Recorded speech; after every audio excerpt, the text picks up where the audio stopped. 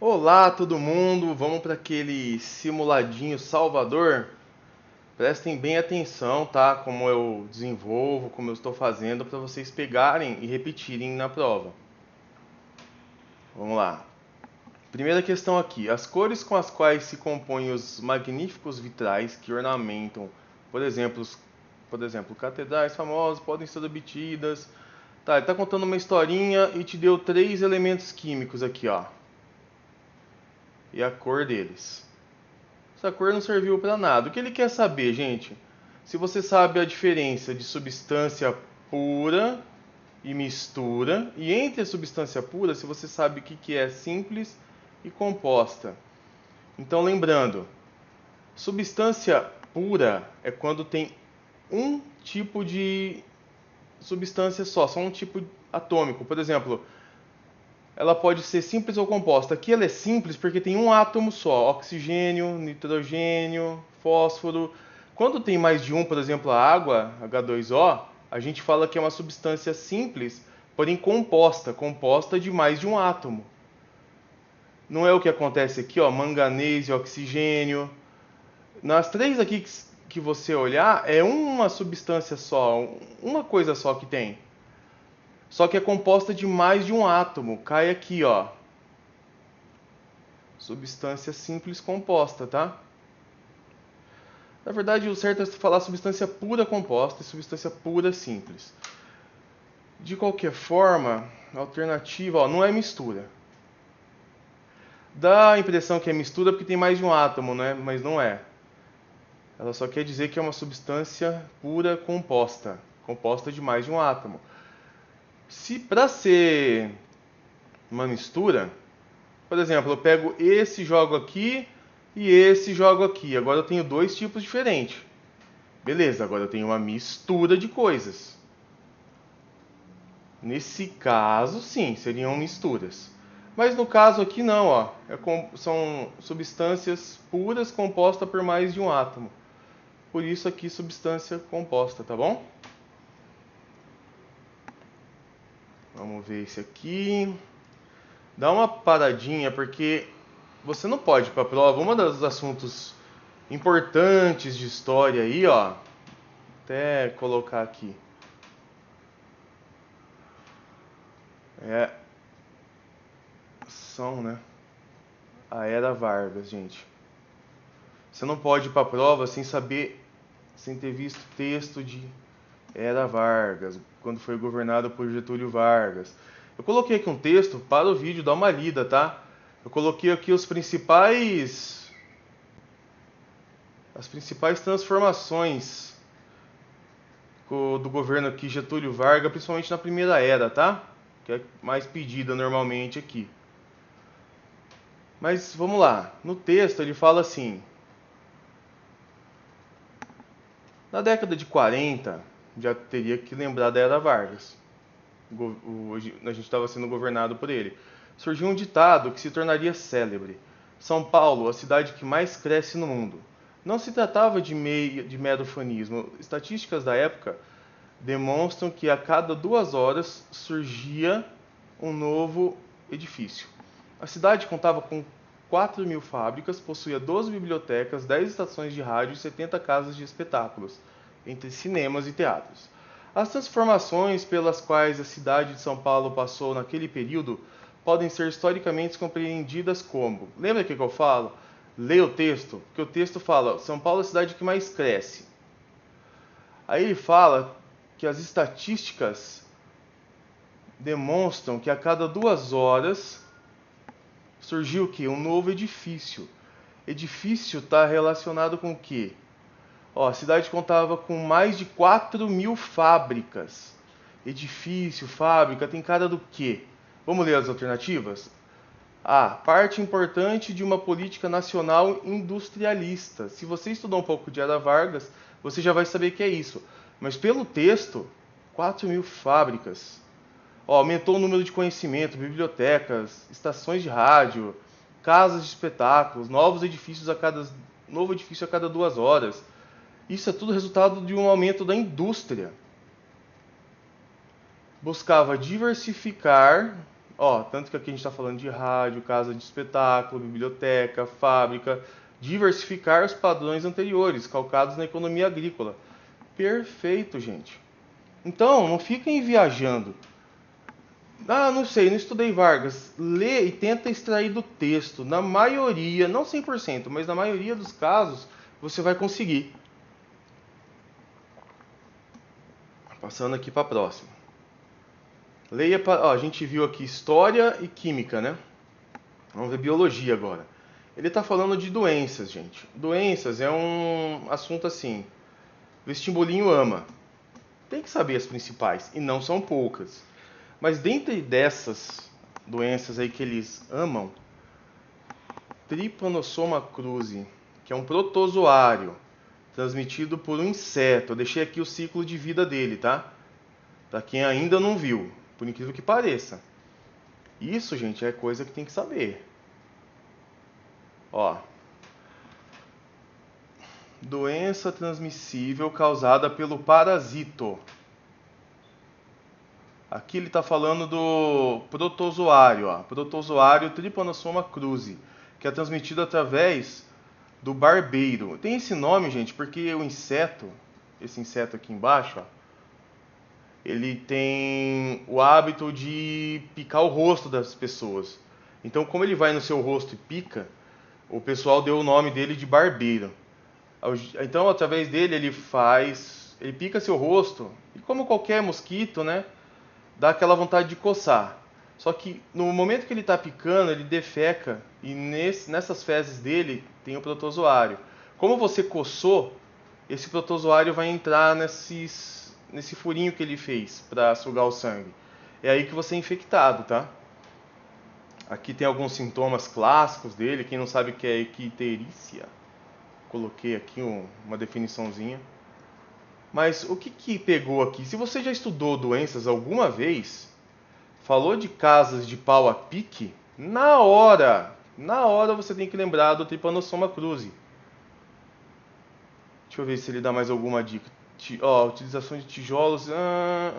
Tijolos podem ser. Não, aqui ele só tá. A substituição das casas de pau a pique, isso, por outras com tijolos ecológicos. Também é um importante passo na prevenção aqui de uma das maiores endemias brasileiras, que atingem principalmente realmente nas zonas rurais. Isso aqui foi a dica. Casas de pau a pique. Sobre essa endemia, assinale a alternativa que apresenta corretamente seu agente transmissor e os principais sintomas. Nossa, ele só deu essa casa de pau a pique, na verdade, para vocês, né? Mas ele está falando aqui, ó, triatomídeo. E os sintomas seriam mais difíceis de lembrar, né? Porque é meio parecido com outros. Mas está aqui, febre, cansaço, lesões no... Ah, aqui, ó, outra dica. Lesões no coração. Eu até marquei aqui, ó, especialmente cardíaca. Dá uma pesquisada aí no Google, o coração da pessoa que desenvolveu essa doença, o tamanho que fica. Ele cresce bastante. Então ele deu duas dicas para você: casas de pau a pique e lesões no coração. Então dava para acertar assim, ó. Então, biologia, doenças, matemática. O prédio de uma ITEC está sendo construído com tijolos ecológicos. O construtor sabe que precisa de 45 tijolos por metro quadrado. Eu já falei isso nas minhas revisões. 45 por metro. O que isso quer dizer? Por metro quadrado. Que 1 metro quadrado, para construir 1 metro quadrado, ele precisa de 45 tijolos. Eu coloquei isso aonde? Acho que eu coloquei isso no simulado de matemática que está disponível aí para os alunos. Eu coloquei para venda na Hotmart também, quem quiser. Eu não sei se eu vou colocar muito, porque o pessoal está usando muito de muleta. Você tem que se preparar adequadamente, gente. Se você já está bem preparado, isso ajuda bastante. Senão você não deve usar de muleta, você tem que fazer uma preparação completa. Mas vamos lá. 1 metro quadrado, ó,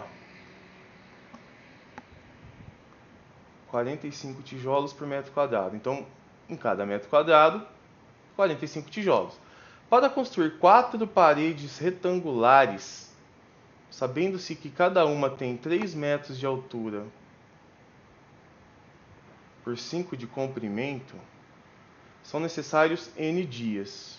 Mas onde ele falou dias? Ah tá, 45 tijolos por metro quadrado e que consegue produzir 1.200 tijolos por dia. Tá, beleza. Bom, com 45 tijolos eu consigo 1 metro quadrado, mas quantos metros quadrados eu vou precisar? São 4 paredes, né, que ele falou. Então eu vou ter que multiplicar por 4. Ela tem 3 metros de altura e 5 metros de comprimento, né? Qual que é a área do retângulo? Base vezes altura. Então isso aqui vai ser o quê? 4, porque são 4 paredes, que multiplica a área da parede. 5 vezes 3, 15. Então, a área que ele vai ter que cobrir total dessas 4 paredes são 60 metros quadrados. Legal. 60 metros quadrados. Beleza, eu vou conseguir descobrir quantos tijolos eu preciso. Multiplicando em cruz aqui, fica 60 vezes 45 igual a x. Não é isso? X vai dar 60 vezes 45.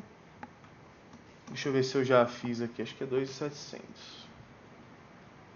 X. Eu estou falando de tijolos, então 2.700 tijolos.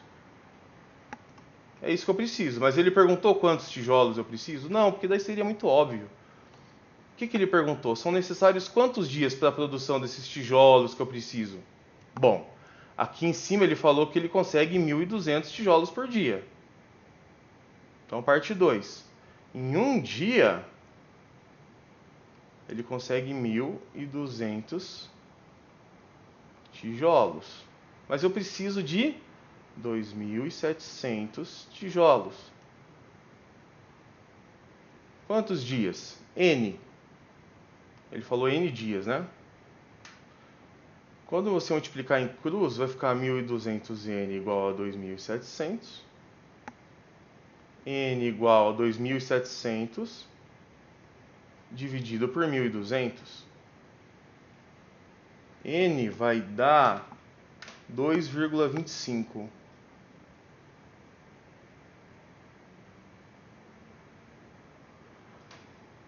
Aí ele ainda não colocou o resultado aqui. Normalmente ele fala aproximadamente. Aqui ele colocou. O N está entre que número? Bom, ele é maior que 2, né? Ó, 2,25. E é menor que 3. Então ele está entre 2 e 3. Letra B. Eu vou até fazer a conta aqui para depois não ter que corrigir. 45 vezes 60 dá isso aí mesmo, tá? Só para... é isso mesmo. Então, letra B. Você percebe que a ideia aqui está tão boazinha ultimamente que ela só pede um passo. Aqui ela pediu 2. Você precisa saber quantos dias. Mas para saber quantos dias, quantos tijolos tem? Para eu calcular o dia. Bom, eu descubro aqui. Eu sei que 1 metro quadrado eu preciso de 45 tijolos. Mas eu preciso fazer 4 paredes de 3 de altura por 5 de comprimento. Então dá 5 vezes 3, 15. Cada parede tem 15 metros quadrados. Mas eu preciso de 4. Então multiplica por 4 paredes. 60. Com isso, gente, eu consigo descobrir quantos tijolos eu vou precisar. Ele me falou aqui que 1.200 ele faz em um dia. Então, 2.700 eu vou fazer em N. Pronto, achei N 2,25. Aqui ele se encaixa na letra B. Tá bom? 8. Gente, fica calmo. Parece que, nossa, isso aqui vai ser complicado. É um texto. Não, ele dá um texto e dá dicas para você resolver. Por que ele está fazendo isso? Eu sempre falo, no ensino médio você vai ter lá seus livros textos. Então ele quer saber se quando ele te der um texto assim no ensino médio, você vai conseguir concluir alguma coisa. O que significa isso? Significa que você aprendeu alguma coisa. Ele está testando o seu nível de aprendizagem. Isso você melhora com o tempo, tá, gente? Treinando. Por isso que é importante treinar o quanto antes, de preferência desde o começo do ano. Vamos lá. O ferro raramente é encontrado livre na crosta terrestre, e sim associado a outros elementos químicos, constituindo um minério. Para extrair o minério de seu Para extrair o ferro de seu minério é usado um equipamento chamado alto-forno, no qual são introduzidos hematita. Ah, mas eu nunca vi esse nome, não tem importância. Ele está falando que é um tipo de minério de ferro.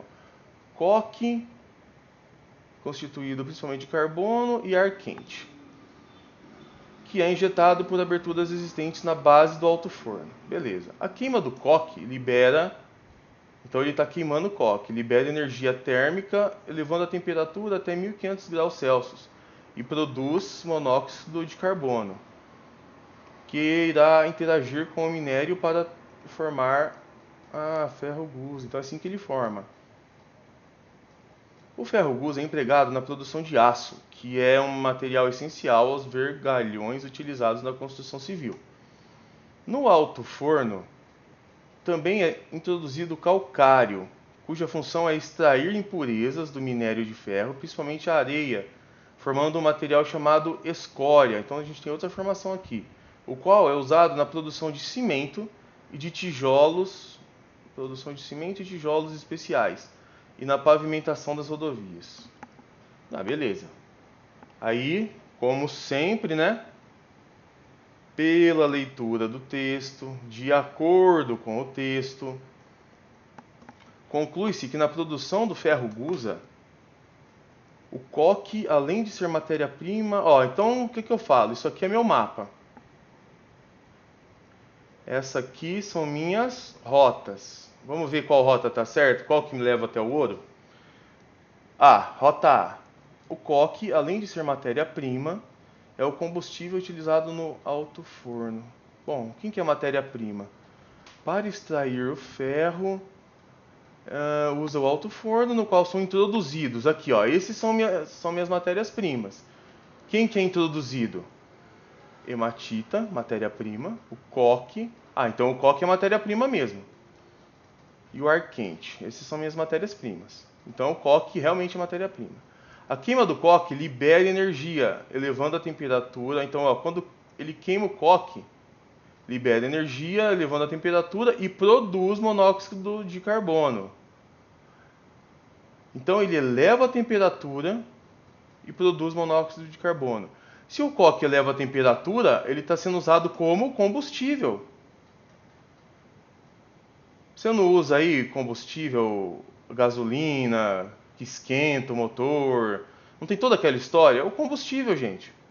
Então, que é matéria-prima, tranquilo. Mas você percebeu que a queima do coque eleva a temperatura e produz outra coisa. Então ele está sendo usado como combustível. Essa rota me serve. Letra A. Mas eu estou na prova, eu vou querer testar as outras, né? Eu não vou simplesmente marcar cegamente. A maior quantidade de ferro encontrada na natureza, letra B, está sob forma metálica, isto é, puro. Gente, o ferro raramente é encontrado livre na crosta terrestre. Então, ele me falou aqui, Aqui ele está falando a maior quantidade de ferro encontrado na natureza puro. Não, o próprio texto me falou que não. Então essa rota não me serve. C, a escória, agora eu estou falando daqui, é o resíduo formado no alto forno e não apresenta... É formado no alto forno mesmo, né? Tudo bem, tá certo. E não apresenta nenhum interesse comercial, a escória, o qual é usado na produção de cimento, tijolos especiais e na pavimentação de rodovias. Então ele tem interesse comercial, sim. Esse não pode ser e essa rota aqui também não interessa. D. A hematita, o monóxido de carbono e a escória são matérias-primas. A hematita é. Vamos ver essa rota. Monóxido de carbono não, gente. O monóxido de carbono, ele aparece aqui,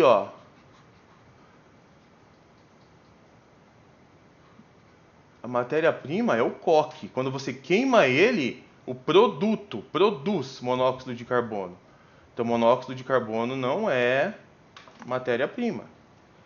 A escória, para você ter a escória, ela é produzida no alto forno mesmo, mas você introduz calcário e produz, ó, formando um material chamado escória. Então ela não é matéria-prima, ela é um produto. Escória não é matéria-prima. Essa rota não me serve. E, para aquecer o alto forno, é consumida grande quantidade de energia elétrica. Quem aquece o alto forno é a queima do coque. Não falou em nenhum momento em energia elétrica. Essa rota não me interessa. Bom, letra A, né? Ficou letra A mesmo. Percebeu que você achou todas as respostas, por que está certo e por que está errado, no seu mapa? Você olhou o mapa, falou, bom, deixa eu ver quais são as rotas. Só uma rota vai se encaixar no mapa, que é a sua resposta. Percebe? 9. Química. Balanceamento químico. Gente, para balancear uma equação, ele está pedindo aqui. Eu normalmente uso esse método. Ah, então tem que usar esse método? Não tem que usar esse método. É um bom método, mas você pode fazer por tentativa. Se você não lembrar, não souber tentativa, estiver dando errado, sua resposta não tem que ser A, B, C, D ou E. Testa A. Vê se você colocando um ferro, 2 aqui, você colocou, ó, mas aqui tem 2 ferros, aqui tem um. Não pode ser a letra A. E vai fazendo assim com todas as alternativas. Você vê se o que está nos reagentes também está no produto. Lembra que se mantém. O mesmo que está aqui, tem que estar aqui, em número de átomos. Você não some com o átomo, certo? Mas tem um método que é bom. Você usa aqui, ó, primeiro o metal. Para quem não lembra, gente, eu coloquei a tabela periódica aqui. Quem são os metais? Perceba que o ferro é um metal. Depois os ametais. Depois o carbono. Depois o hidrogênio. Depois o oxigênio. Tá, professor, eu decorei isso. Mas note que ele já te deu um aqui, ó. Ele já te deu 3 aqui. Se tem 3 carbonos antes, tem carbono nesse lado? Não. Então tem 3 carbonos aqui, ó. 3 que multiplica o C. Aqui vai ter que ser 3 também, porque não tem carbono desse lado. Então, com certeza, aqui vai ser 3. Beleza? Mas aqui eu tenho 3 oxigênios, não é? O número que está aqui, ele multiplica esse e esse. Note que eu posso fazer assim ou eu posso fazer assim, né? Representando 2 átomos de ferro assim, ou representando 2 átomos de ferro assim. Percebe que tem 2 ferros antes? Eu começaria pelo ferro, que ele já deu um aqui, ó. Então eu já coloquei aqui. 2 ferros depois nos produtos, 2 ferros no reagente, está balanceado. Vamos olhar o oxigênio. Aqui são 3 oxigênios. Aqui são 3 oxigênios. 3 mais 3, 6 oxigênios. E agora nos produtos? Bom, oxigênio só tem aqui. O 3 multiplica o C e multiplica o O2. Tem 3 O2.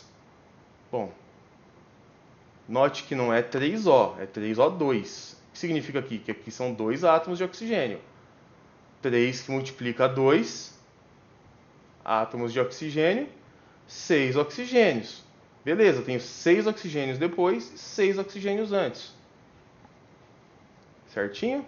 Então eu vou vendo átomo por átomo se deu certo. Se ele já te deu um número aqui, ó, usa. Só tem um C aqui e só tem um C aqui. Então o número que está na frente do C aqui tem que ser o número que está na frente do C aqui. Beleza? Mas se ele não tivesse dado, dava para achar também usando esse método aqui, ó. Tá bom? Então, beleza. 2 ferros aqui. Então o que vai ficar aqui? 1. Porque 1 vezes 2 ferros, ó, 2 ferros, são 2 átomos de ferro. E depois eu também tenho 2 átomos de ferro. Ferro balanceou. Oxigênio, 3 mais 3, 6. 3 que multiplicou O2, 6. Balanceou o O2 também. Quem faltou? Carbono. São 3 carbonos antes. Tem que ser 3 carbonos depois. 3 vezes C, que é 1 aqui, é como se fosse 1 quando não tem nada. 3 carbonos depois, então balanceou. Então é 1, 2, 3. É onde tem os pontilhados. Letra C. Belezinha? Aqui eu deixei, ó, dá um pause aí sobre balanceamento. A gente usou aqui o método das tentativas. Tem o método algébrico, aqui ele está explicando um pouquinho. Dá um pause aí, ó, para você saber um pouco sobre balanceamento. Bom, vamos lá, última desse bloco, né? Quem for aluno aí vai ter bem mais aí simulado fechado, vai ser bem mais completinho. Imagine que você é o químico responsável pela produção de ferro-gusa, que será empregado na obtenção do aço para os vergalhões de uma ponte. Aí ele me fala, sabendo que para se obterem 22,4 toneladas de ferro-gusa são necessários 32 toneladas de hematita e 7,2 toneladas de coque. Você conclui que para a produção de 67,2 toneladas de ferro-gusa, as massas de hematita e coque, então o que ele quer? Sempre marca o que ele quer. Ele quer as massas de hematita e coque. Serão respectivamente. Se você não estudou estequiometria comigo, você não viu provavelmente isso. Então, porque é isso que ele está querendo nessa questão, gente. Mas precisa? Não. Você pode usar um negocinho que salva aluno. Regra de 3. Ó, vamos fazer aqui ele quer a massa de hematita e coque. Vamos fazer para hematita. Bom, 22,4 toneladas de ferro-gusa são necessárias, para produzir isso de ferro-gusa, são necessárias 32 toneladas de hematita. Se eu quero 67,2 de ferro-gusa, quanto que eu preciso de hematita? Ah, mas não tem que misturar o coque? Sim, mas estequiometria é exatamente isso. Ó. Você tem aqui A mais B, que dá C. Imagina que aqui é o ferro-gusa. A constante aqui e aqui sempre se mantém. A mesma quantidade de B vai ser necessário para produzir essa quantidade de X aqui, ó, de C. A mesma quantidade de Z vai ser necessária para produzir essa quantidade exata de C aqui, X. Se eu colocar muito Z e pouco Y, ele vai até a quantidade Y e Z compatíveis para produzir o X. Se eu mantiver aqui a proporção como ele perguntou, não importa.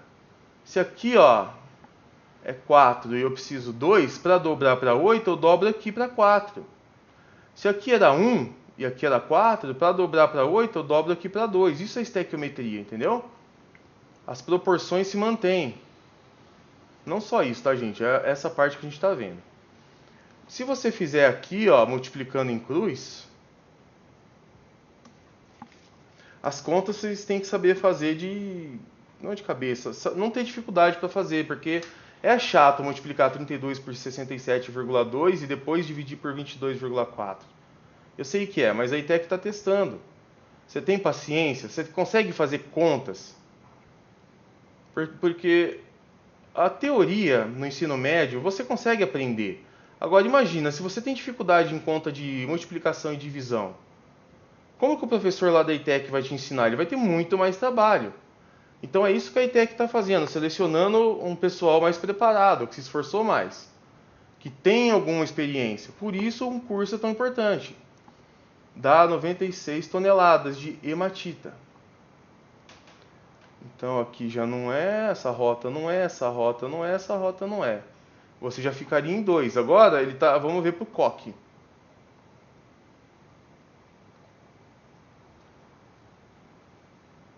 Ó, para produzir 22,4, eu precisava de 7,2 de coque. Perceba que está tudo no seu mapa, no seu texto. Agora eu quero produzir 67,2. Quanto de coque eu preciso?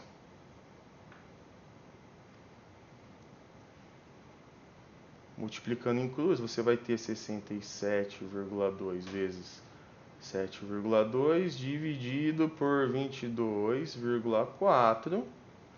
Isso vai me dar uma quantidade de coque igual 21,6 toneladas. Ó, meia hora tá um bloco bom, vou parar por aqui.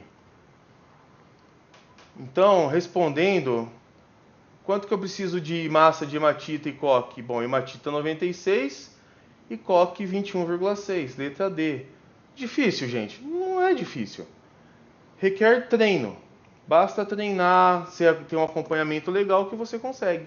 Tá bom? Se você gostou, dá um like aí, compartilha, que você ajuda o canal. Até o próximo vídeo. Tchau!